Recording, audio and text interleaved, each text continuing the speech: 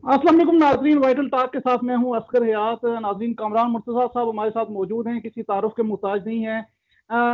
कामरान मुर्तज़ा साहब, जस्टिस काजी फायज ईसा केस के हवाले से हम बात करेंगे। कल जब ये फैसला आया, हम वहाँ पे मौजूद थे, बार रूम में भी जश्न का समा था, बाहर भी मिठाइयाँ तकसीम की गई।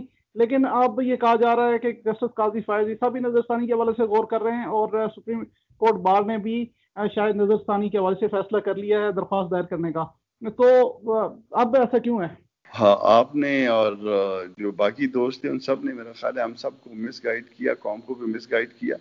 मैंने तो उसके बाद जो आप लोगों की बात सुनने के बाद कोई एक आध जो है ना वो कोई प्रेस टॉक की थी, कोई मीडिया टॉक की थी, उस पर तो मैंने माफ़ी मांग ली है, मगर बाकी सबको भी माफ़ी मांगनी चाहिए। ये हम सारे मिस गाइड हुए हैं और गलत तौर पे जो ना हमने जो ना वो इस पे खुशियाँ मनाई हैं। ना ये मिठाई बांटने का ओकेजन था और ना मुबारकबाद देने और लेने का ओकेजन था। ये दो कि हमको कंडीशनली जो ना हमारा जो है वो पिटिशनें एक्सेप्ट की हैं, मगर एक्सेप्ट करने के साथ जो कुछ हुआ है वो उससे भी ज़्यादा हो गया है जो पहले था। तो मेरा ख्याल है कि इसमें मिठाइयाँ बांटने की ज़रूरत कतई नहीं थी और ना बात करने की इस तरह की ज़रूरत थी, बल्कि उसी वक्त कहना चाहिए था कि फ़ैसला हमारे ख़िलाफ़ हुआ है और हम रिव्यू फाइल करना चाहते हैं। और ये बिल्कुल ये फ़ैसला जो है ना वो हमारे ख़िलाफ़ है। मैं इसको संजीदगी से कह रहा हूँ। इसमें 3 पैरास जो है ना वो बहुत ज़्यादा डैमेजिंग है। नाउ सर, कौन कौन सी चीजें ऐसी हैं जो डैमेजिंग हैं और जो आप समझते हैं कि जी बिल्कुल इस काबिल कबूल नहीं? देखिए, जिस वक्त काबिल कबूल तो वो तो अदालत ने फैसला करना होता है कि कौन सी चीज़ें काबिल कबूल हैं या नहीं है, मगर हम हमारी समझ के मुताबिक जो है ना जो चीज़ें कानून के मुताबिक नहीं है, हम आए थे कि जी ये जिस वक्त ये रेफरेंस पेंडिंग था, हम उस रेफरेंस की पेंडेंसी के खिलाफ आए थे और हमारी रिक्वेस्ट ये थी कि इसको क्वाश कर दिया जाए। ठीक है, अब वो हमारी रिक्वेस्ट या मंजूर होती या नामंजूर होती।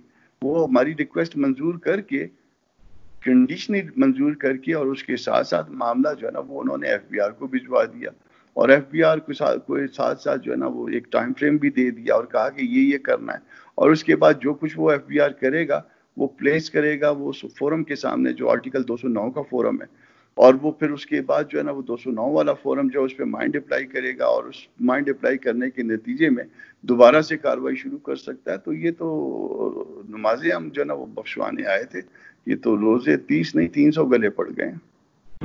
सर, ये बताएं कि जस्टिस काजी फायज ईसा की एहलिया और उनके बच्चों को एफबीआर से क्लियर होने का कहा गया है, जहां तक हमने फैसला पढ़ा है।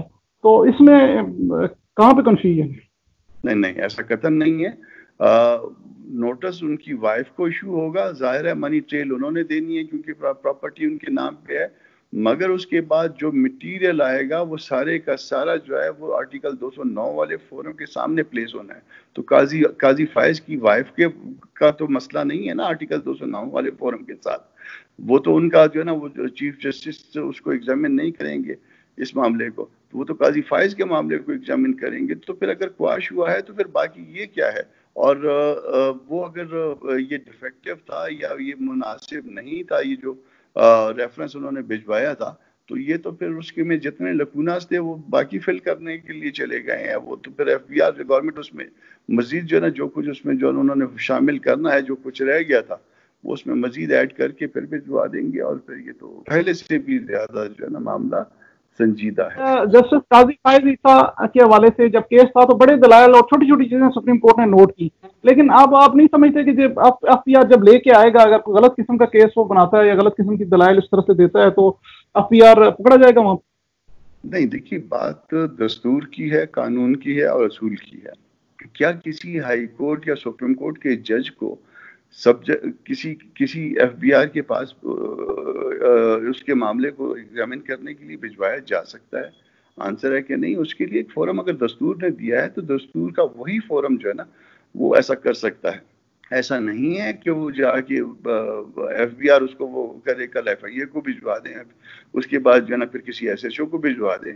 तो ये जो चीज़ दुरुस्त नहीं है हमारी नज़र में, उसके लिए हम रिव्यू फाइल करेंगे। इसी तरह से उनकी वाइफ जो है वो तो कोई जज नहीं है कि उनका मामला जो है ना वो आ जाए इस आर्टिकल 209 वाले फोरम में। तो फिर अगर वो फोरम ने उसने एग्जामिन करना है उसकी वाइफ वाले मामले को, तो फिर यहाँ पे आके क्या करना है उस सारे मामले ने? तो ये मामला کچھ میرا خیال ہے ایسا ہے جو ریویو چاہتا ہے. سر ایک چیز لاسٹ کے گورنمنٹ کے خلاف جو اپیل جسٹس قاضی فائز عیسیٰ نے فائل کی تھی، جو درخواست فائل کی تھی، درخواست میں انہوں نے یہ موقف اختیار کیا تھا کہ یہ ریفرنس بدنیتی پہ مبنی ہے. اب فیصلہ ریفرنس اڑا دیا سپریم کورٹ نے، لیکن آپ نے فیصلہ پڑھا ہے، قانونی نگاہ سے آپ کیا دیکھتے ہیں کہ بدنیتی بھی ثابت ہوئی ہے اس فیصلے میں، لکھا گیا ہے یا کیا سلسلہ؟ نہیں، کہیں پہ بدنیتی کا کوئی لفظ نہیں لکھا گیا. اب تک ہم کو یہ پتہ نہیں ہے کہ یہ جو یہ کواشمنٹ ہوئی ہے یہ کسی ٹیکنیکل گراؤنڈ پہ ہوئی ہے یا کسی بدنیتی کے گراؤنڈ پہ ہوئی ہے. یہ پیرا 1 جو ہے یہ مشروط ہے، اور یہ مشروط ہے یہ باقی ریمیننگ پیرا سے، اس حکم کا جو کل والا حکم ہے اس کے ریمیننگ پیرا سے پیرا 1 مشروط ہے. تو جب آپ کسی چیز کو مشروط کر دیتے ہیں تو پھر وہ جب باقی ریمیننگ شرطیں پوری ہوں گی تو پھر یہ افیکٹو ہوگا ساری بات. سر تفصیلی فیصلہ ابھی آنا ہے، تو اس میں آپ کیا سمجھتے ہیں کہ کیا چیزیں، کیا خطرے کی گھنٹی گورنمنٹ کے لیے ہو سکتی ہے، یا پھر اس حوالے سے جو FPR کے حوالے سے آپ نے بات کی ہے اس پہ؟ گورنمنٹ کے لیے اس میں میرا خیال ہے ابھی تک تو کوئی خطرے کی گھنٹی نہیں آئی. یہ 12 پیروں کا جو فیصلہ ہے یہ 12 پلرز ہے نا، اسی پلرز کے اوپر جو نا باقی بلڈنگ بننی ہے. تو جو چیز اس میں نہیں ہے یہ اس کی ریزنز تو ایکسپلین کر سکتے ہیں کیونکہ ریزنز آنا باقی ہیں. یہ شارٹ آرڈر ہے، اس کی ریزنز آنا باقی ہیں. جو چیز افیکٹ کرے گی وہ یہ ہے، اور اس کی ریزنز باقی ہوں گی. تو وہ ریزنز جو ہے نا وہ میرا خیال ہے کہ گورنمنٹ کو کیا نقصان تو نہیں دیں گی. اس میں تو نقصان اس طرف ہو رہا ہے، ہماری طرف ہو رہا ہے. جن وکلا نے کل مٹھائیاں تقسیم کی ہیں یا مٹھائیاں بانٹی ہیں یا کھائی بھی ہیں، ان کو آپ کیا مشورہ دینا چاہیں گے؟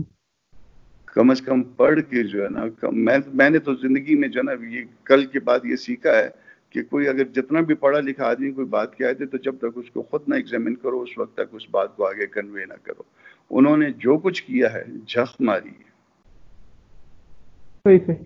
بہت شکریہ کامران مرتضیٰ صاحب وقت دینے کا، اور بڑی تفصیل کے ساتھ آپ نے کل کے فیصلے کے حوالے سے بھی بات کی، نظر ثانی کے حوالے سے بھی بات کی.